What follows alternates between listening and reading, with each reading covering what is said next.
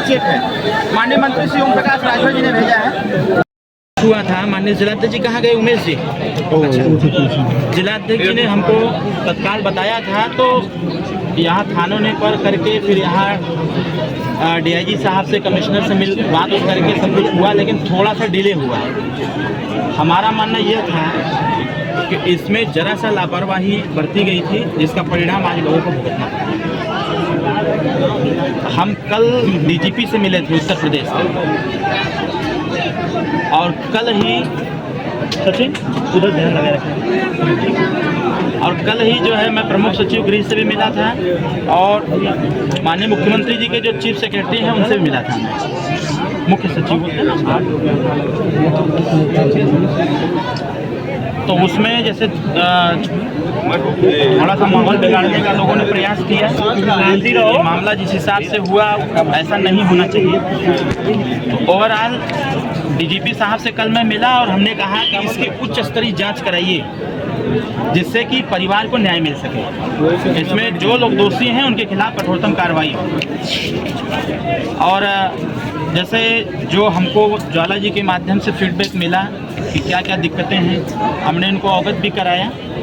तो कल डीजीपी से मिलने के बाद यहाँ 24 पुलिस इंस्पेक्टर जो थे उनको भी हटाया गया, 5 लोगों को लगभग हटा दिया गया यहाँ से, और नए इंस्पेक्टर आए हैं।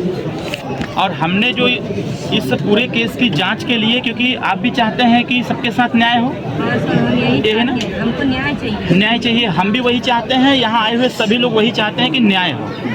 और इसीलिए मैं आज आया हुआ, क्योंकि जब सारी चीज़ें हमने मतलब करा लिया, कर लिया, जब हमको यह उम्मीद जग गई कि अब माननीय मुख्यमंत्री जी के नेतृत्व में डीजीपी साहब के निर्देश पर अब न्याय संगत कार्य सबके साथ हो सकते हैं। जो लोग भी दोषी हैं उनके खिलाफ कार्रवाई होनी चाहिए, इससे कोई दुराव नहीं होगा। पहली चीज़। दूसरी चीज़ ये कि जो कमेटी अभी बनी है वह कमेटी लगभग 4 आईपीएस हैं, 4 आईपीएस हैं और डिप्टी कमिश्नर साहब। तो ऐसे करके ये लोग हैं, तो हाई लेवल की जांच है जो बड़े मामलों में मतलब होता है। तो हमने वह कमेटी तैयार कराया है और डीजीपी महोदय से आग्रह किया था कि प्रत्येक दिन की रिपोर्ट पुलिस मुख्यालय लखनऊ जाएगी, ताकि जांच अधिकारी जो नियुक्त हुए हैं वह किसी दबाव में न आए, जैसे पॉलिटिकल दबाव या फिर पब्लिक का दबाव। जैसे मैं आया हुआ हूँ, सब कार्यकर्ता हैं, यह एक दबाव ऐसा नहीं है कि जिससे कि अब पार्टी का नेता हूँ तो स्वाभाविक तौर पर इतने लोग आ ही जाएंगे, कितनों में रोकूंगा उसको हम कंट्रोल नहीं। लेकिन जो एक सामाजिक स्तर पर न्याय होना चाहिए, अन्याय किसी के साथ नहीं होना चाहिए, निर्दोष व्यक्ति नहीं फंसना चाहिए, निर्दोष के साथ गलत भी नहीं होना चाहिए। तो जो आप लोगों की डिमांड है, जो मांग है, उसको हमने कल जारी कराया। हमने कहा कि इसकी उच्च स्तरीय जांच हो और जांच में जितने लोग दोषी पाए जाते हैं उनके खिलाफ कठोरतम कार्रवाई हो। तो यह प्रक्रिया आज से चालू हो गई। अभी मैं आ रहा था तो डीआईजी साहब का भी फोन आया था, कमिश्नर साहब का भी फोन आया था, जो यह जांच करेंगे उनका भी फोन आया था। तो उन लोगों ने यह बात बताया मेरे से कि हम लोग बहुत ही जल्द इस घटना का खुलासा भी करेंगे, और जिस मुद्दे को लेकर के यह घटना घटित हुआ, वो चाहे 16 तारीख का चाहे 5 तारीख का, जो घटना जिस मुद्दे को लेकर के घटित हुआ है,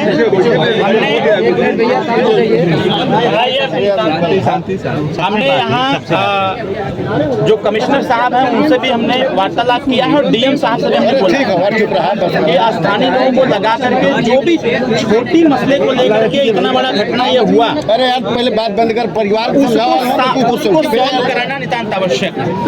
तो ठीक है, तो सबके ना समझाओगे, परिवार का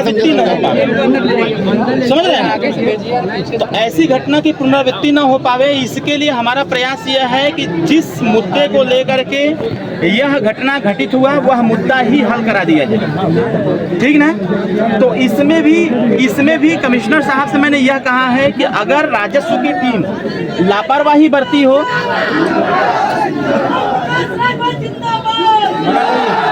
मना करके आए, तो उसमें जो राजस्व की टीम है उसको भी हमने बोला है कि जो भी मामला छोटा बड़ा है उसको भी सॉल्व करके परिवार को अवगत करावें और प्रशासन को भी अवगत करावें। तो इस पे भी आज मैं यहाँ से निकलूंगा, फिर मुझे BHU भी जाना है और मैं खुद DM साहब से कहा हूँ कि इस पे भी एक कमेटी बनाई जाए। मैं अभी जो कमेटी बने उनसे आग्रह भी कर देंगे ज्वाला, ठीक है ना। मैं उनसे कह दूंगा कि राजस्व की कमेटी बना करके इसकी भी जांच करा लीजिए कि आखिर जो ये झगड़ा बार बार हो जा रहा है छोटी छोटी इशू को लेकर के, दोबारा ऐसी स्थिति न आए।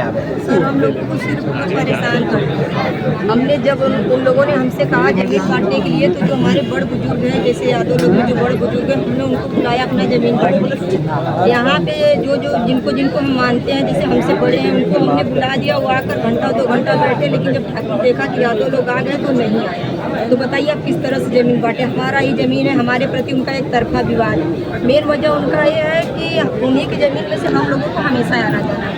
उनका कहना है ना बांटेंगे ना बांटने देंगे, तुम लोगों को सिर्फ और सिर्फ दे कि हम मारे बस। अच्छा ठीक है,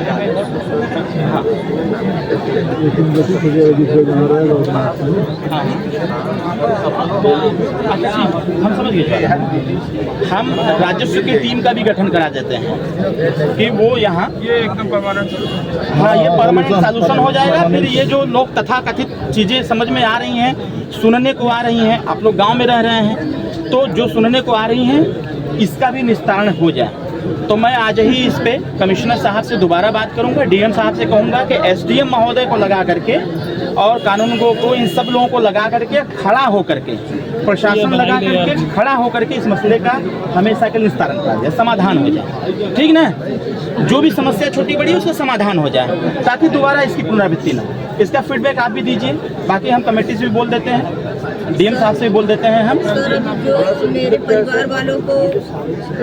परिवार वालों को ढेर बकरियों तक की तरह काट के सुलाया है, अभी उसके घर में जो औजार है अभी वो औजार भी बरामद नहीं है। इसका एक प्रोसेस है, ये भी मैंने बात किया था। घर में जैसे ताला लगा हुआ है, ये आपको भी है जानकारी में।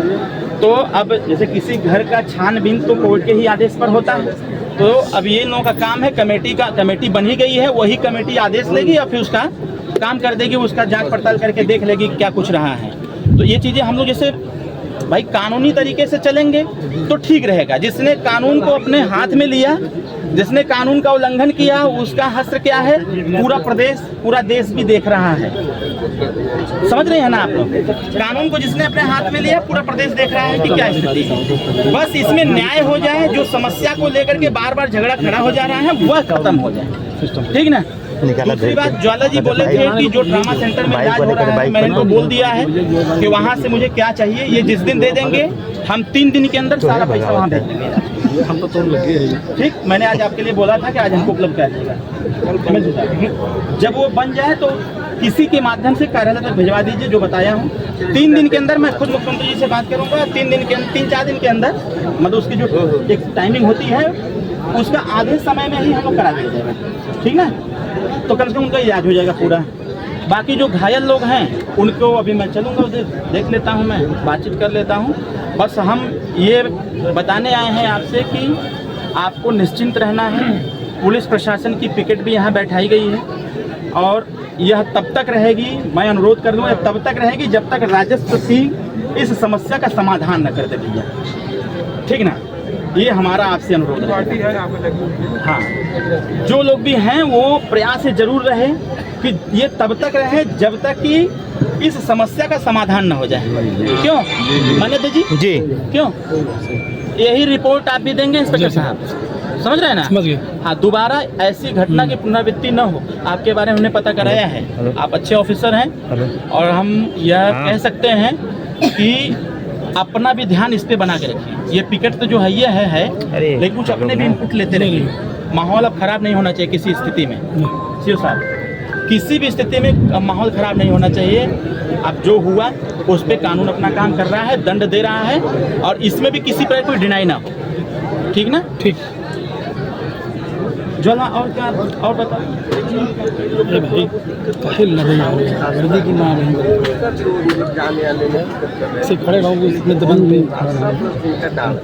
सुनो, हमारे अधिकारी आए हुए हैं, DPRO महोदय इधर हैं और अपर मुख्य अधिकारी अभी रास्ते में है, बहुत पीछे हैं। इतनी गाड़ियां हैं कि पीछे हैं। DPRO साहब पहला काम कि सचिव को अपने बोलिए और एडीओ महोदय को कि इनको प्रधानमंत्री आवास अलॉट कराना है। ये आपसे मैं सिर्फ पूछूंगा, ठीक? बोलिए रिपोर्ट लगा कर कि यथाशीघ्र इनको जितनी व्यवस्था हो सकता है प्रोवाइड कराएं। राजस्व की टीम मामला जब सॉल्व करता है तो उसके तुरंत बाद रास्ते का निर्माण आप ही दोनों के देखरेख में होगा। छोटा सा ही रास्ता है, हाँ छोटा सा है, वो त्वरित में हो जाएगा, ठीक है? क्यों? ठीक। तो ये 2-3 चीज़ें जो हैं, इनका जो जीरो पॉवर्टी स्कीम के थ्रू जितनी स्कीम उसमें है ये प्रोवाइड कराइए। हाँ, नेक्स्ट टाइम मैं फिर आऊँगा यहाँ, ये मामला सॉल्व होने के बाद मैं फिर आऊँगा शिव साहब, यहाँ मैं आऊँगा बस यह देखने के लिए अब लोग ठीक हैं कि नहीं ठीक हैं। तो इसमें आपका काम नितांत आवश्यक हो जाना चाहिए, ठीक ना? इसलिए मैंने आपको यहाँ आमंत्रित किया, ठीक? हाँ, तो ये बैठे हुए हैं, आप सेक्रेटरी कहाँ है? वही वापस होगा। ये सेक्रेटरी अपने कहाँ है? एडीओ सेक्रेटरी है ना? उनको निर्देश दीजिए कि इनका जो राशन कार्ड वगैरह नहीं बना है, आयुष्मान कार्ड वगैरह नहीं बना है, जीरो पॉवर्टी स्कीम में जितनी आती हैं योजना सारी इनको प्रोवाइड कराया जाए। ठीक, आप डीपी हो जाए से बात करते हैं, कोई इशू आवे आप सीधे करवा देंगे हम आपको, मैनेजर जी करवा देंगे, ठीक ना? हाँ ये हो गया। हम लेकर। रही बात जो मुकदमा इधर लिखा गया है, देखिए वो दबाव में लिखा गया है, लोगों ने थाने में घुस करके, वो मैंने भी वीडियो देखा, वो गलत था। परिसर के अंदर जाकर के इस प्रकार से करना वो गलत था, और उस पर भी मुकदमा पंजीकृत हुआ है इनके थाने में, जो लोगों ने ऐसा किया।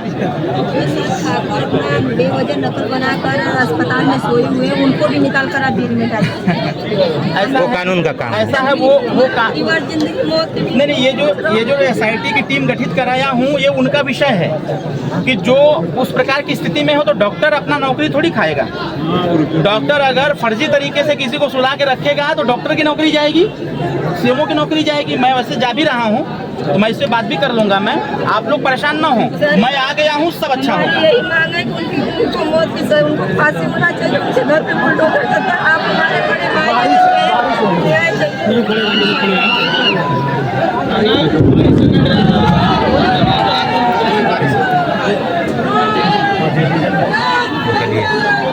हटा जाओ। ये हमारे तरफ से परिवार के लिए 1 लाख रुपए का चेक है, माननीय मंत्री श्री ओम प्रकाश राजभर जी ने भेजा है।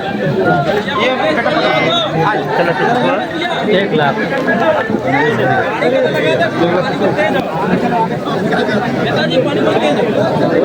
आइए, दवा कुर्सी हटाइए। ये चाहे जब आप लगाइएगा 1 लाख रुपए का उनके भैया के लिए इलाज के लिए, बाकी और जितना पैसा देगा मैं इनसे इसको फ्री नहीं, उनको बोल दिया हूँ, वो कागज हमको दे देंगे, सारा इलाज का पैसा हमको भिजवा देंगे, ठीक ना?